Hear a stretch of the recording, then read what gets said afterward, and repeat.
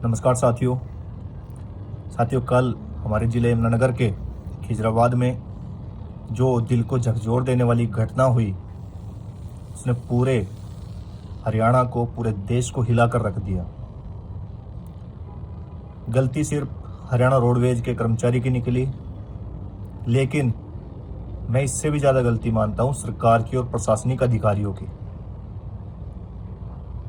समय रहते अगर जितनी मांग चल रही है, हर रोज़ मांग कोई ना कोई उठाता है कि बसों की संख्या बढ़ाई जाए, हर रूट पर बसें बच्चों के लिए चलाई जाएं।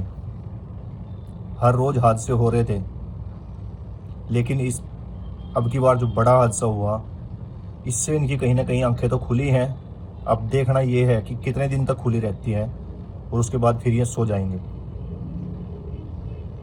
अगर समय रहते सभी रूट पर बसों की संख्या बढ़ती, टाइम टेबल सही होता, तो शायद ये घटना ना होती। सबसे पहले तो मैं जो घायल हुए छात्र हैं, छात्राएं हैं, उनके स्वास्थ्य की कामना करता हूं। और जो हमारी एक बहन इस हादसे का शिकार हुई, उसकी मृत्यु हुई, परमपिता परमात्मा उसकी आत्मा को शांति दे, उसके परिवार को दुख सहने की शक्ति दे। साथ ही कुछ लोग इसे राजनीतिक हवा देने का काम कर रहे हैं, कह रहे हैं कि जो स्थानीय विधायक हैं, जिनका क्षेत्र है, वो वहाँ नहीं पहुँचे। भाई बिल्कुल गलती है, हम भी कहते हैं पहुँचना चाहिए था। जनप्रतिनिधि हैं, किस चीज़ के जनप्रतिनिधि हैं? अगर आप हमारे दुख सुख में खड़े नहीं हो सकते तो किस चीज़ के लिए आप वोट मांगते हो? क्यों आते हो? बिल्कुल गलती है अकरम खान जी की, हम बिल्कुल स्पष्ट तौर पर गलती निकालते हैं। लेकिन उससे ज़्यादा गलती सरकार में बैठे हुए अधिकारियों की है, नेताओं की है, मंत्रियों की है, जिनका कोई लगाम नहीं है अपने अधिकारियों के ऊपर। सबके सब बस भेड़ चाल चल रही है। डबल इंजन, ट्रिपल इंजन, पता नहीं कितने इंजन लगा दिए, लेकिन रुका पड़ा सारा काम। जो हॉस्पिटल में गए वहाँ कोई सुविधा नहीं मिली, वहाँ से एम्बुलेंस तक नहीं मिली। यमुनानगर जाने के लिए एम्बुलेंस तक की सुविधा नहीं मिली।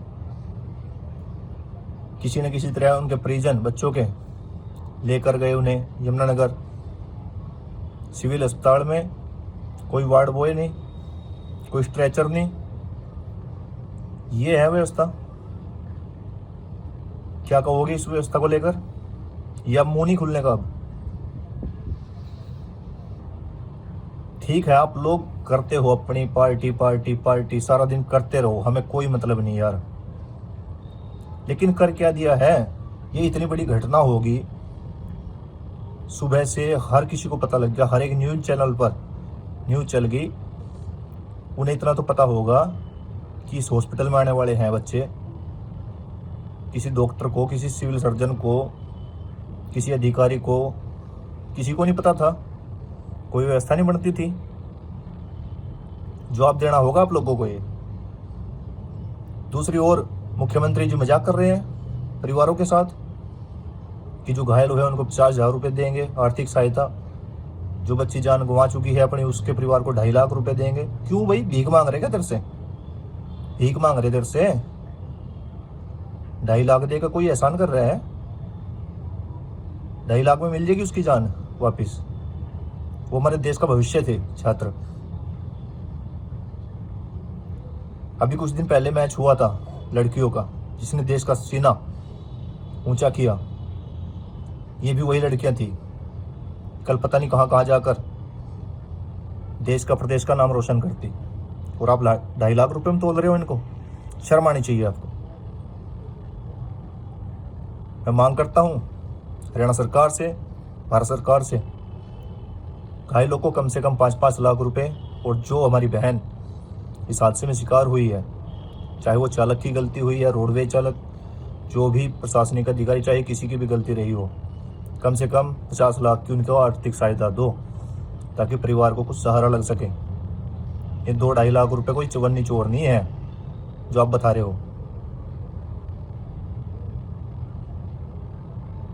और भाई जवाब देना जो से ये फेसबुक पे और स्टेटस लगा रहे ना दूसरी पार्टियों के कि वहाँ वे नेता नहीं पहुंचे, वहाँ वो नहीं पहुंचा, वहाँ वो नहीं पहुंचा, क्यों नहीं पहुंचे भाई वो भी दीजिए जवाब।